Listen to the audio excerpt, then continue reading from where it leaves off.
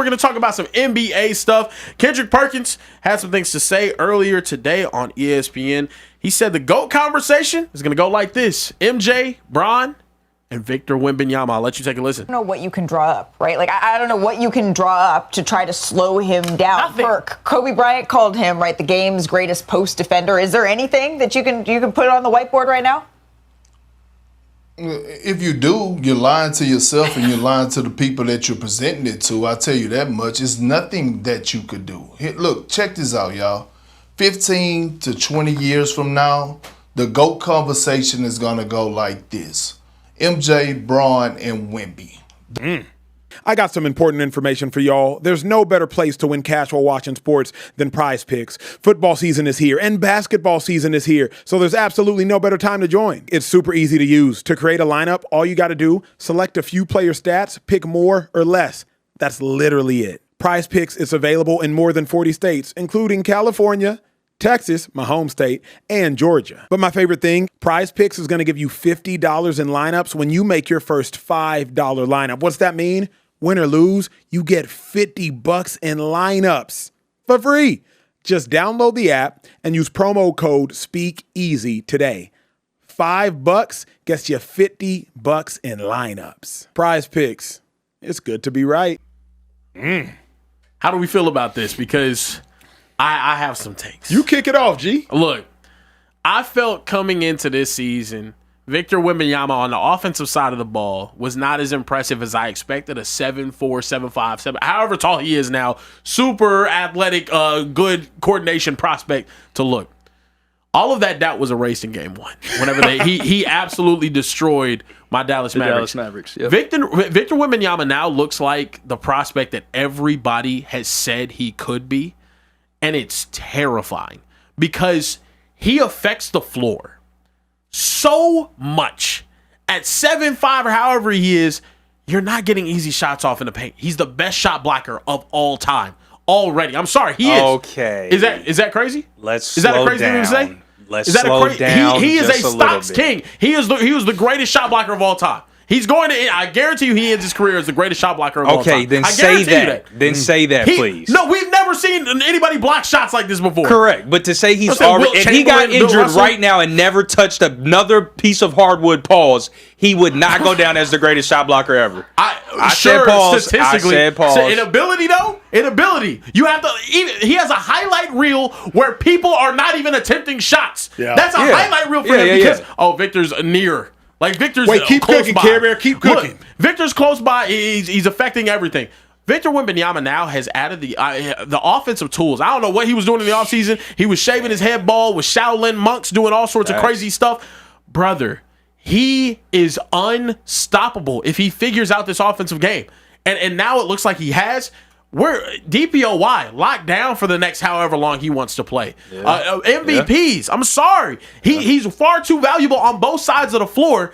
If he ends up making deep playoff runs, I can't say the GOAT conversation is going to go like that. He obviously has the talent to, but moving forward, man, this is the most talented prospect we have seen since Bron. He is as generational as everyone made him out to be. I think Wembanyama's probably more physically talented than Bron.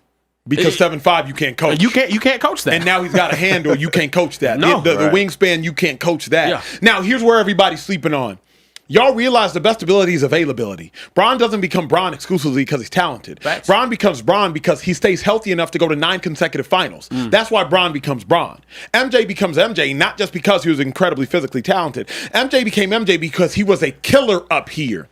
If I'm not mistaken, we've yet to see Wembanyama play a full season yet. Yeah. Rookie season, I think he played a playoff game. Correct. Yeah. He played 71 games his rookie season. Shout out to that, obviously. Second year, I think he played 46 games. Yeah. It's not just about the talent. We've seen talented players. It's can he sustain it? If we're talking talent alone, Wembanyama, dog.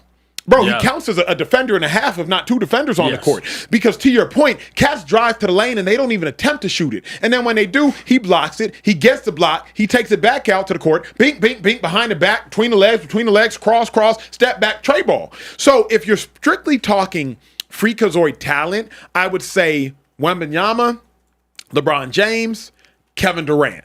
If you're just talking like physically gifted players throughout the history of the National Basketball Association, then you can insert a Dr. J, you can insert an MJ, but MJ again was only 6'6", 6'7". So if you're just talking about like freakazoid specimen, I can't stand you, Carebear. Sorry, you said how tall was he? No, I didn't say 6'7". I said 6'6".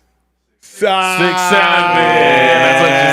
what you said. Sorry, you did. No, I'll let you keep cooking. But if you're just talking freakazoid specimen, LeBron, Wembanyama, KD, maybe Dr. J, everybody else. But we have to see him stay healthy before I put the crown on his head. Absolutely. Availability is the best ability, obviously. But this is my thing. You mentioned great athletic talents.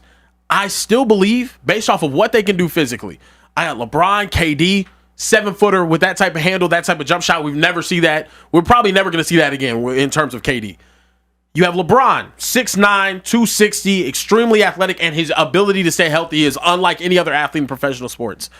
What Victor Wembanyama can do at that size on a basketball court, I can confidently say, with every fiber of truthful intention in my heart, we will never see that again in our lifetime. What part? Go ahead. We will never see a 7'6" dude with that amount of coordination, ball handling ability, and general athleticism at that size ever again. One, you have to think about all the people that are that tall in the world. You're very rarely there's not a lot of them. Yeah. And the fact that you get one that has this amount of skill, just straight up skill. This isn't like James Harden hates Giannis because he's like, I can run and dunk and da-da-da, and Giannis is a crazy work ethic and whatnot. You can't say anything about him just being big.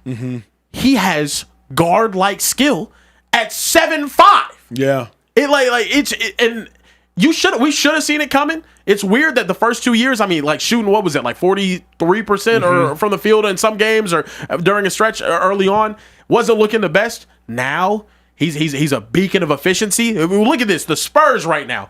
They're 4-0 for the first time since Kawhi Leonard was on the team. Sheesh. His stats this year, 40, 15, and 3, 29, 11, and 9. He's going to be putting up quadruple doubles, and it's not going to be a surprise to us. Bro. 31, 11, and 6, 24, 15, and 1. He's the MVP frontrunner right now, and if he stays healthy, how do you beat him in the MVP race? I don't care if Luka, I'm dead serious. I don't care if Luka averages 40. This dude can give you 40 and 10 blocks. Yeah. I'm sorry. You just can't. You cannot. It's ridiculous. It's breaking basketball. It breaks I would argue it breaks basketball almost as much as Steph Curry's 3-point shot does. The blocks. I'm not just him as a player. Him in general. Yeah. I'm not mad at that. I will say you could be right that we may never see another Victor Wembanyama going forward. But what if I told you that we've already seen Victor Wembanyama? If you say Bol, I swear to God I'll walk out the studio right now. I'm way too much of a basketball nerd who? To mention Bol. Manu there Bol? is a man by the name of Ralph Sampson that was doing these same sorts of things, but he did it in an era where they said, get your big ass down there in the paint, quit dribbling, you're not supposed to shoot, you're 7'4", put your back to the basket, and go score a layup, go score a hook shot, go score a jump hook. We've seen Victor Wembanyama in an infancy kind of embryonic. Ralph Sampson, to your point, his career was cut short. He had 3 good years in the league, but he was doing. Y'all out there, go Google right now. Not right now. Finish watching the show because we need the views and them super chats. But look up Ralph Sampson career highlights. He was a dog, and they look very similar to Victor Wembanyama's highlights.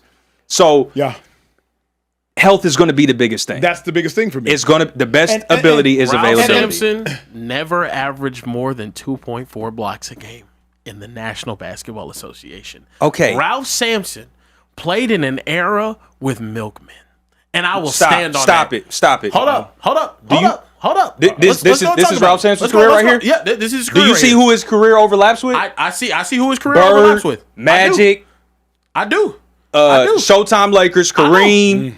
I'm hearing you. Bad Boys Pistons. Don't. Okay, go ahead. I'm listening. You want to know why I know that he was playing in the same league as Milkman? I watched every single Michael Jordan playoff game. You know who his center was for the first 5 years of his career? A man by the name of Dave Corzine. Dave Corzine, when you cut on some Dave Corzine tape, this is a guy that would be tasked with defending a Ralph Sampson.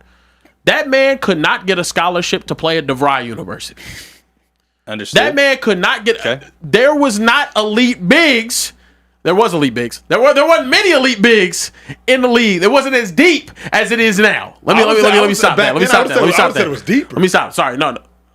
What? The bigs What?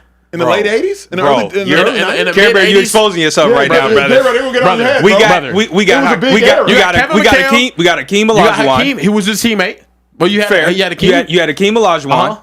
You had Kareem Abdul-Jabbar. Kareem was Kevin older. McHale. Robert Parrish. Kareem was out by that point. What time? Late 80s? He was drafted in 83, brother. That's not late 80s. Sorry, mid 80s. 83, 84 first season. I'll let you continue. Keep going. Let me think. Other Hall of Fame bigs from the 80s, 90s. Karl Malone. He wasn't a center, but he, you know what I mean? Yeah. The game valued bigs back then. Patrick Ewing. This is just off the top of the head. We could really look him up. Dikembe Mutombo. And they were getting them stats off on Dave Corzine. Go back and look at some Dave Corzine. My point was not so much like how he was dominating. My point was just how he looked as a player. The eye test tells you Ralph Sampson was doing these types of things. So he was able to handle the ball. He was able to he dribbled the ball. He would grab the rebound and run up the court and start the offense. I mean, here's what it comes down to. He's not Wemby, though. The only thing the only thing it comes down to is this: can he stay healthy? That's the biggest thing. Yeah, if he can stay healthy. And what 7'3" player in the history of the National Basketball Association has just stayed healthy for an extended period of time? Right. Yeah. Especially if they have to put a lot of mileage on. Yeah. Especially at that size, though, too. But he especially at that size. Porzingis looked like a superstar that was going to be around for years. He's still good, but he can't stay healthy. Yeah. And he's not even 5. Yep. You know what I mean? So to me, it's all about can he stay healthy? And that's the scariest thing because he's doing all the right things. Like you said, he's visiting the Shaolin monks. He worked with Hakeem this summer, and you can tell it is very evident in his game. His footwork is nice. His finesse with the lateral movement. Yeah, facts. Facts, bro. So yeah, I mean, he's going to definitely be one of the scariest players. I don't think Kendrick is too far off, really. Yeah, fair enough. He redeemed himself from the Ja Morant thing with that because Wembanyama is a generational talent. That's bro. right. Yeah, he is. And that's the whole point, though. He is, in my opinion, the most talented prospect we've had since LeBron, and I don't even think it's remotely close. You look at the other guys you had, the ADs, the Zions. It's not close to what you have with it. Can I read one thing from the chat real quick? Yeah. Josiah Truong said, what Carebear is trying to say, and I hate backing Carebear because he's a cowgirl, go Niners, but the 80s bigs cannot be compared to the bigs today. And that is correct. That's 1,000%. But Carebear moved the goalpost for my argument, which was that we just saw a similarity in between Ralph Sampson and Victor Wembanyama.